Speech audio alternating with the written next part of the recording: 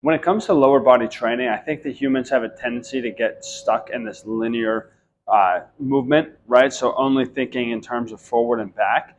Whenever, particularly if you think about the sporting world, there's a lot of motion in all 360 degrees around you, right?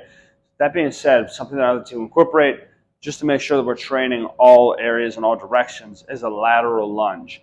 So when you think of a normal lunge, we're stepping forward, or maybe a reverse lunge where we're stepping backward. A lateral lunge, we're stepping out to the side, right? Throwing in this lateral movement a little bit. Now, these are obviously a little bit more challenging, right? Because it's not as natural for you to step out to the side. And you certainly, I'm sure, if you've been training before, don't do a whole lot of this. And so what does that look like? Well, I'll show you guys from this angle first. It's something that you do need to see from different directions just to make sure that you're understanding how I'm actually sitting into that lateral position. So I'm stepping out to the side. First thing I want you guys to focus on, this back leg is staying straight. Think of it as a stiff board that is almost kind of your fulcrum that you're pivoting from. So that leg is going to stay straight. This leg, stay in the camera here, toes are going to be facing straight forward, not out to the side, because again, it becomes linear here, right?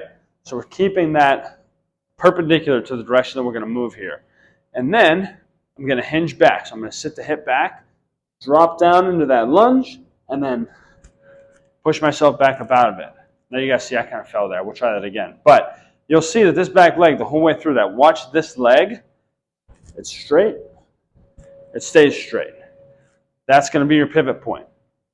Now to focus on this leg that steps out here, again, dang it. I need a bigger space here, guys. I step out, my toes are facing forward, my butt sits back, and I come down into this deep squat position on that leg, and then I push out through my toe to return to my top position.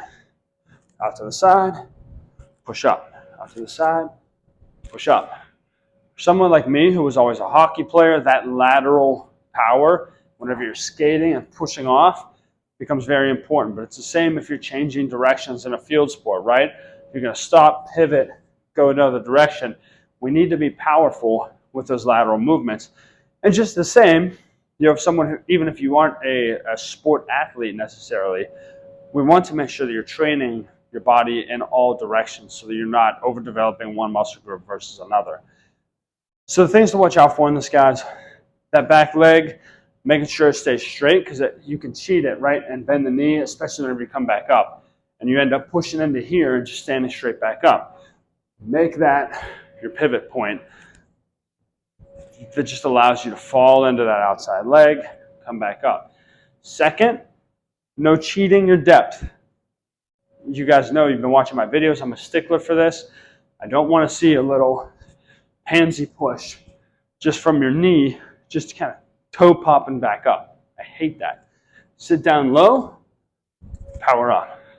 Sit down low, power up. I want to see you guys getting deep into all of your squats and all of your lunges. So that's a body weight version. I'm not going to go crazy on the video for this, guys, but if you want to start adding some weight to it, I like to do a goblet hold. So I have my dumbbell right on my chest, and it's the same thing.